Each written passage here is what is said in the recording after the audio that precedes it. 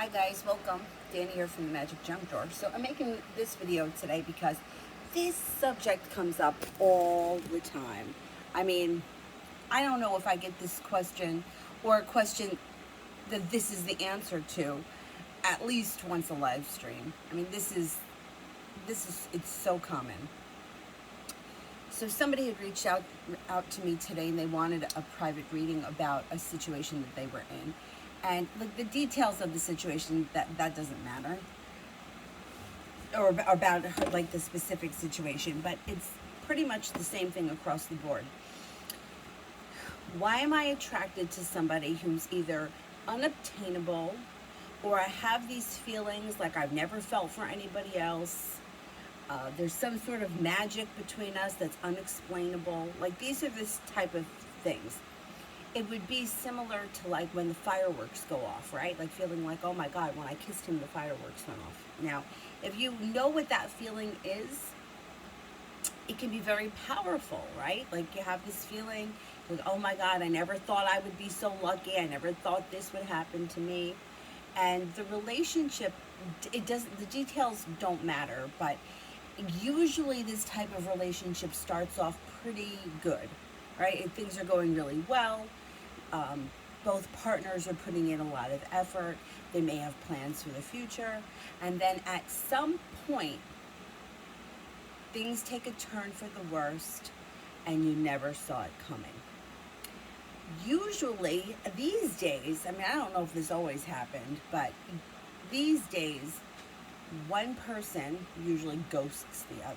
And it's like, what happened? All of a sudden, you just disappeared. And the unfortunate thing with ghosting is most of the time leading up to the actual ghosting, there may have been situations and instances where the person didn't get back to you, left you hanging for hours or days, but always resurfaced with like an excuse of some type.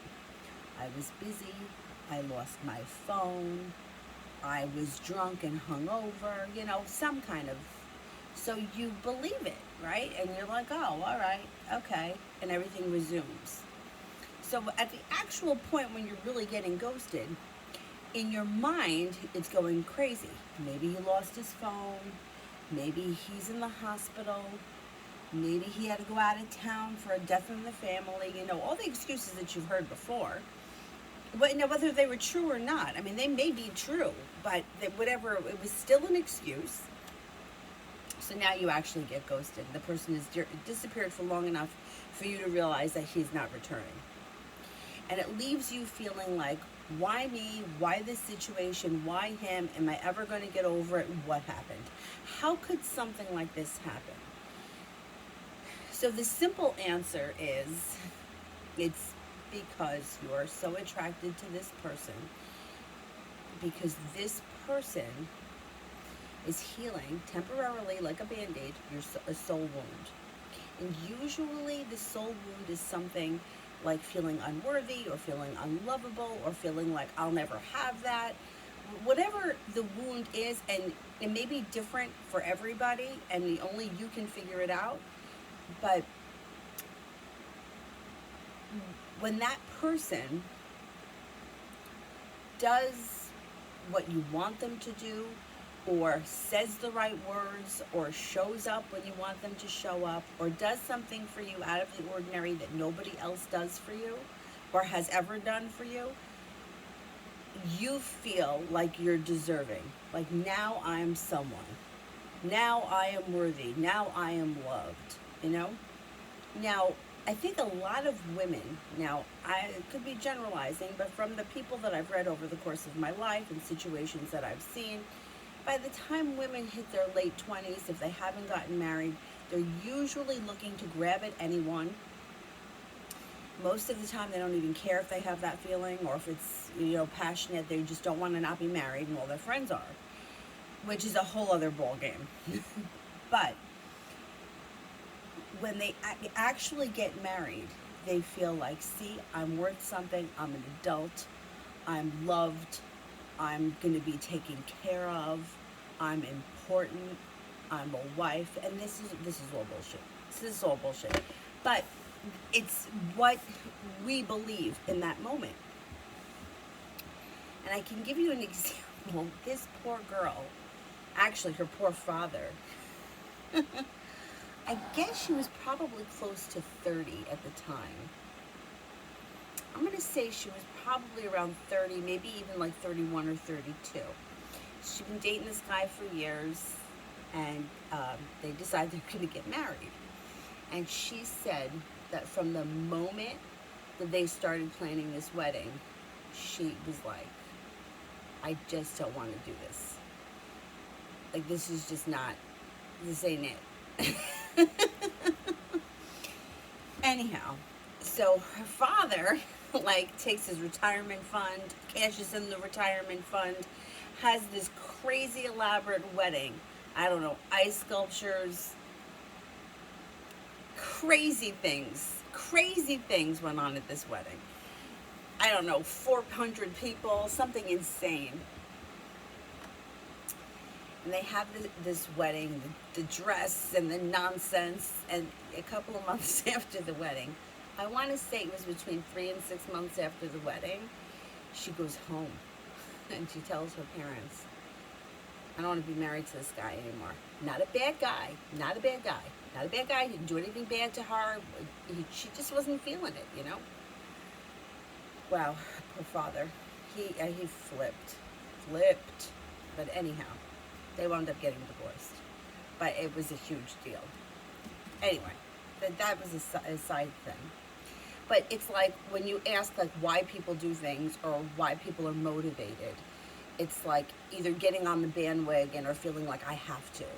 Or if I'm not married by this point, I'm never going to be married. You know, like I'll see memes. Like I saw a meme the other day that it was like a girl holding up a sign and it said, I'm 30 and I'm not married and I don't have any kids, and that's okay. And I felt like writing underneath it, like, why wouldn't it be okay? Like, why would you even feel the need to say that? But maybe because I'm older and I've lived through that, I see it differently. But anyway, of course it's okay. I mean, it's okay to never be married. It's okay to never have children. Whatever. It's whatever's going to make you happy. But back to, why does this person come into my life? And we have this passionate connection, and there's usually a lot of obstacles that surround the situation. He could be in another relationship. He could be married. He could live far away, right? He could, sometimes it could be religious beliefs or religious differences that make it impossible for us to be together. But the more obstacles that are in the way, usually is the stronger the feeling. Why? Because the more unobtainable that person is, the more desire you have for them, like the forbidden fruit. And when they actually express emotion to you, or they do what you want them to do, or you get the phone call from them, or they show up in your neighborhood, your house, or remember your birthday, for that minute, for that second, it heals the wound of never being good enough. And why is it that person? Because it's so unobtainable. And because they're saying all the right things. Like, they may even say things to you like, I'm no good for you. You can do better than me. I'll do nothing but break your heart. All of that bullshit. And for them, they're getting a huge ego boost. It feels really good for them to play that role. And for you, it's like, oh, but no, it'll be different with me. Oh, it doesn't make a difference if you don't live near me. You can move here. And if the guy actually moves, well, that's bonus. Now you've healed the soul wound because he just moved to be near me. But it doesn't last, because it's not going to last, because this is a soul wound thing. And I've seen a lot of people try to manipulate things, you know, and try to get, you know, well, I'll get pregnant. Or I've had people say that they were had terminal illnesses. I mean, I'm telling you, I have seen women come up with it. And sometimes things will work temporarily, but it doesn't last long term. So at the end of the day, why does this stuff happen? And why is it with that person? Well, it's going to be with somebody who's unobtainable. So the guy who sits next to you in school, right? That talks to you every day, that's genuine, kind, and caring and normal, like, you're not attracted to him. Like, he actually would love to date you, but who needs him? He's not doing it for me. This guy who's unobtainable is the one that's healing the soul wound. So it's not actually about love. And you know it's not really about love when you've never really experienced a relationship together. Like if you've never spent time in person, or if you never like spent like in order to love somebody, you got to know their faults, and you have to know like what irritates the piss out of you in addition to what you like about them. So what is it that you like about them?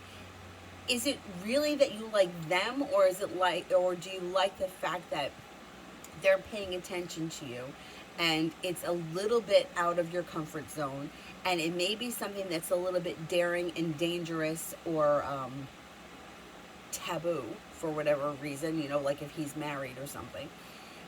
And the idea of him coming to you or turning to you makes you feel special.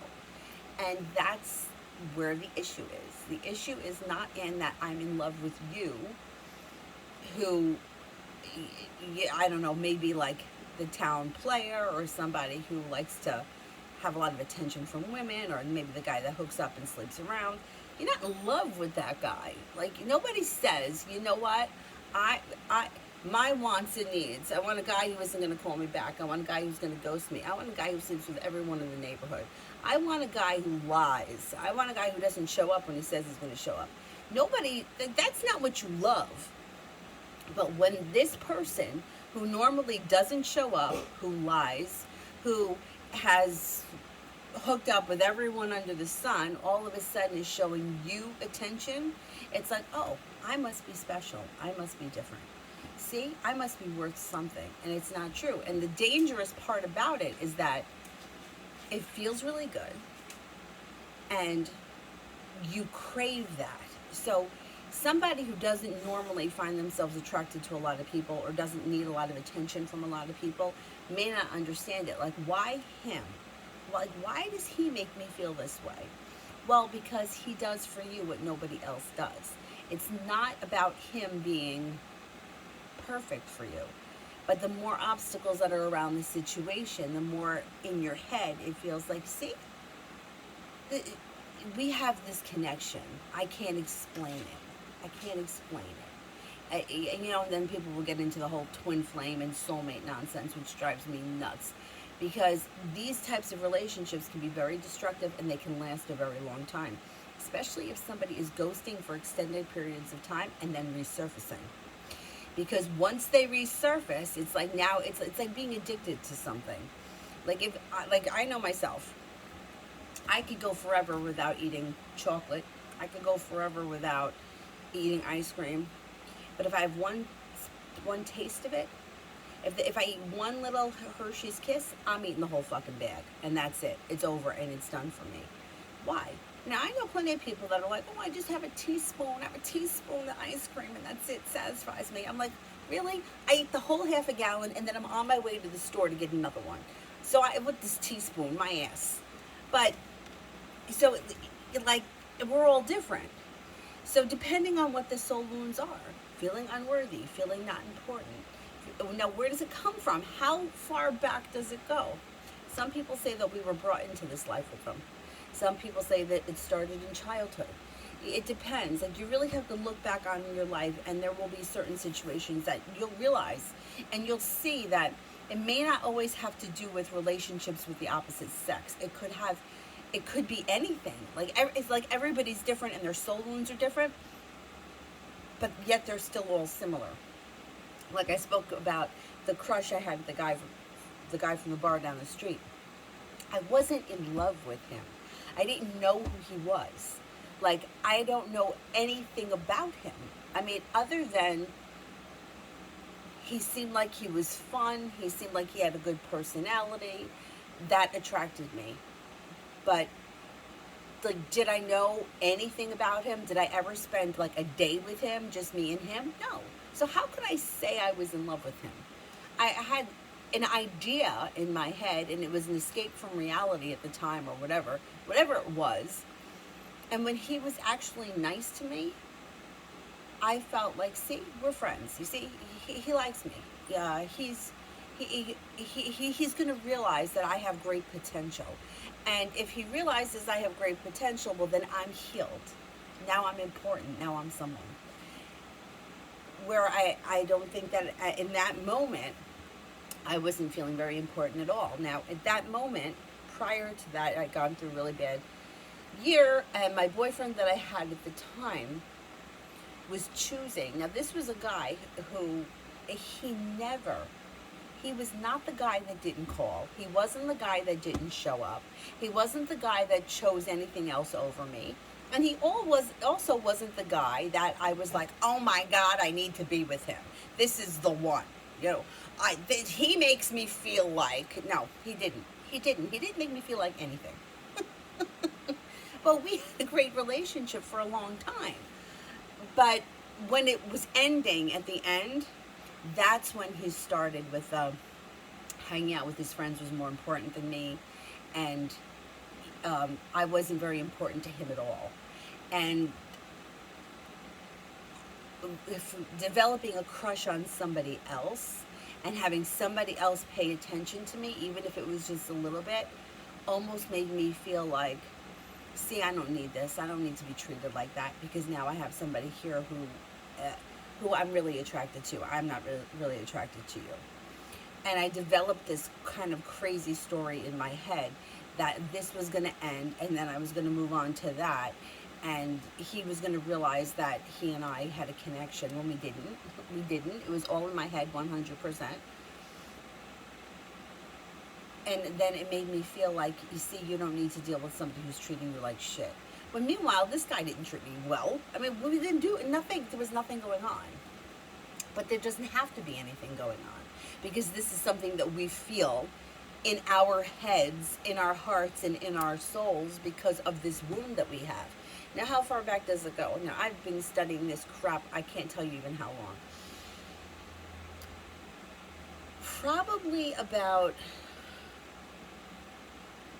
let's say it was 2012 or 2013. I went to this woman she was an older woman who I met at the rock shop. I think she still works there. And she's been studying this crap for God knows how long. I think she was Irish. I think she came here from Ireland. And I went to her house, and she did what was called a rebirthing on me. And it took hours. It was like 3 hours of like her kind of taking me back in my life, like bringing up years in my life and asking me what I remembered about them. And it was like whatever came to mind, right? So it's like, well, what do you remember when you were 18? Well, I remember graduating high school. I remember going to Cancun. I remember wanting to go to the prom and not going to the prom because nobody asked me and I had no one to go with. And that was something that I never really got over. Anyhow. Anyway.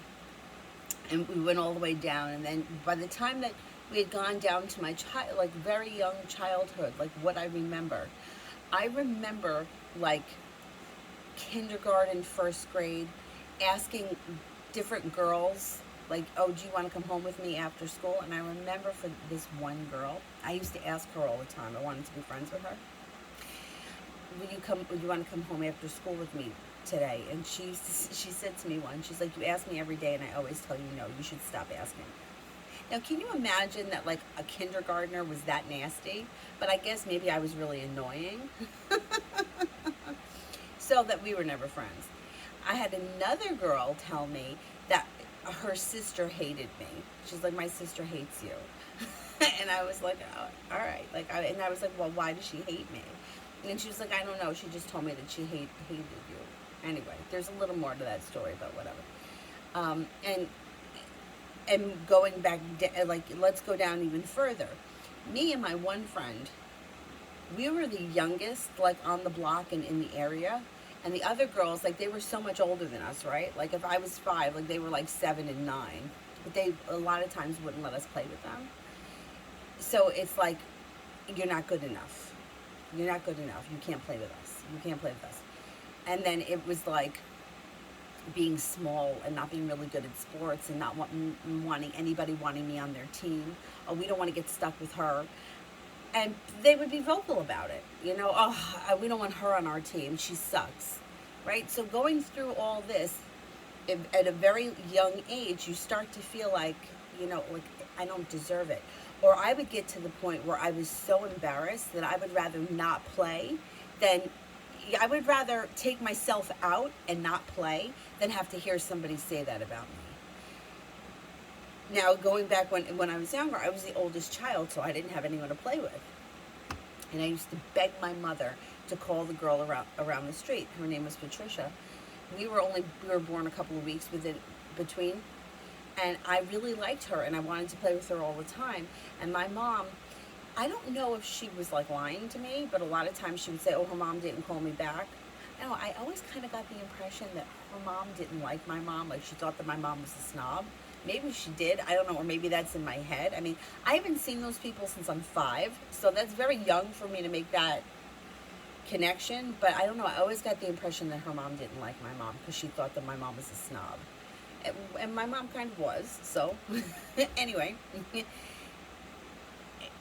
And then, younger than that, like my mom never really wanted to play with me. And I don't ever really remember my mom hugging or kissing me. And I always remember her like telling me to go out. She used to make me play in the basement by myself. I was scared of the basement. Make me go outside and play by myself. I had a swing set, but she wouldn't come outside with me.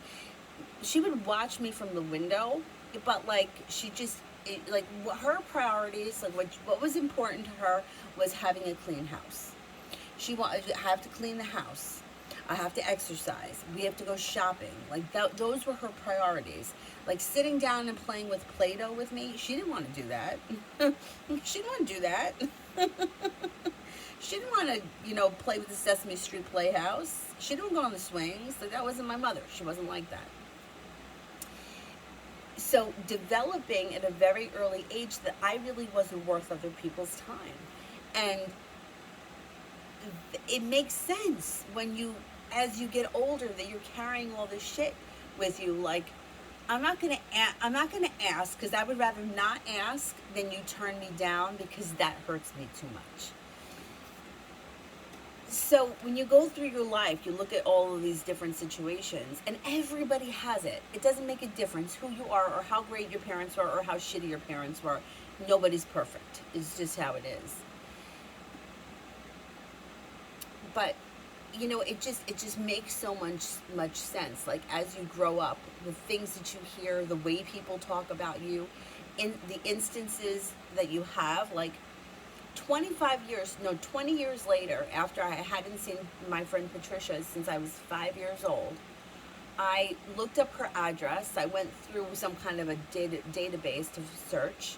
I found her addresses, and every address that she lived in, since she moved away from where her and I lived, I sent a letter to, because I just wanted to know how she was doing and what became of her. And I never heard back from her. And I can't imagine why. Like, we were 5 years old, so it's not like I did anything to her that was unforgivable at 5. But I can't imagine. I sent a picture in the letters of her at my 3rd birthday, just so she could see the picture and know that I wasn't crazy. You were really there, and you know, do you remember me? But I never heard back from her. So that's another thing. Like, why wouldn't you want to reconnect with an old friend from that long ago? Like, wouldn't you be curious? Like, wouldn't you want to know about me, or to, you know, talk about when we were little? Like, I remember blowing bubbles with her, and she had an older brother, and he used to kind of like pick on us, and I kind of didn't really like him. But I mean, I would be curious to see what became of him. I remember swimming in their pool when I was little. Why wouldn't you reach back out? I'm just curious. But anyway, but all of these things that happen through your life make you who you are, and make you question things like, why wasn't I worth a letter? Like, why you couldn't even send me a postcard? Right? And that's not a romantic interest, it's just an old friend. But all of these things, one on top of the other, wind up convincing you that you're not worthy, right? So then when something comes in that's so unobtainable, but you're getting attention, they're putting attention in the situation. They're writing to you, they're texting you, they're talking to you, they're showing up at your house or at your job. You feel like, see? All those other people were wrong. All those other people were wrong. I am worth something. But unfortunately, you have to figure out a way to heal all those wounds without using other things or other substances, other people or other vices. And when you start to heal those things, then it goes away. You don't get attracted to those kinds of situations. You know, somebody shows up that lives out of state or in another country, and you're like, you know what, I'm not going to entertain this because nothing's going to come of it. Like, we all would love to believe that, like, magical feelings kind of conquer everything. And everything can be, you know, mountains will be moved when two people are supposed to be together. And to some degree, I do believe that. But I think we need to stay more realistic when we're talking about our feelings and what we expect from situations, especially when it comes to long distance. And I know people will disagree with me, and it's fine. You can disagree with me. But I feel like if you're in a relationship with somebody and you've been together for years, and this actually happened to one of my friends. She was living with this guy for years. I mean, as far as I know, their relationship was good. And he wanted to take a course in, he was a massage therapist, so he wanted to take a course in some kind of massage therapy. And it was out in Colorado, and he would have to be in the program. I don't remember if it was a year and a half, but it was a long time. So he made the decision to go to Colorado. Now, let's go back to, somebody had asked a question in the live stream yesterday about why are men attracted to women that put themselves first and they're on a self-healing journey? Well, it's the same for men, right? So he put himself before his relationship. He put himself before my friend. Right thing to do. That was the right thing to do. He wanted to do this. It was important to him. And he didn't say, no, I can't do it because of her. No, I can't do it because my girlfriend doesn't want me to. No, he didn't know. He was like, I want to do this, and I'm going to do it, and if our relationship is strong enough, it will survive. So he went out to Colorado to do his thing, which, good for him.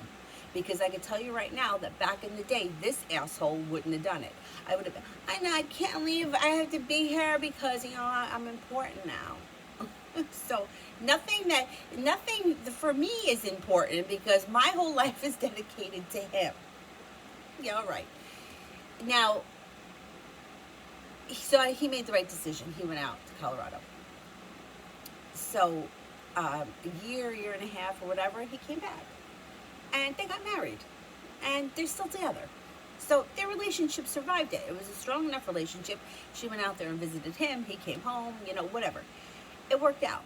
But they were together prior.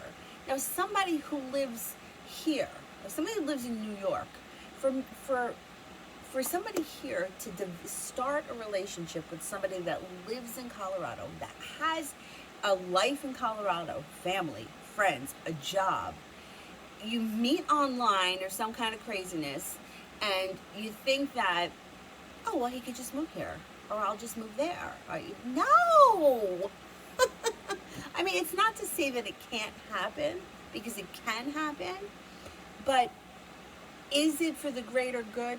Like, would it be the easiest situation? No. And if you did pick up and move out there to be with him, would it last, or would the relationship end when you got there? Because most of the time, that's when the relationship ends. Because the person that you know online, through the screen, is completely different when you're actually living with them and you've never met them before and you don't really know anything about them other than what you see on the screen. You don't know whether they're a slob. You don't know if they're super organized, and you can't, like, a fucking hair can't be on the floor because then they have a mental breakdown. You don't know if they don't shower often, or maybe they smell really bad. Like, you don't know this because you're not with them all the time. You're not with them ever. You've never actually met them in person. You only see this much of them. So that, like, I feel like we need to be realistic when it comes to things like that. Now, if you can take my advice and say, listen, fuck you, what do you know? I'm not listening to you, and that's fine. You don't have to listen to me. But in my experiences, this is what I've seen. 9 times out of 10, probably even more so than that, the relationships that are met with this intense feeling, with this, oh my God, I've never felt this way before. Oh my God, I'm never going to feel this way again. Oh my God, it has to be with this person.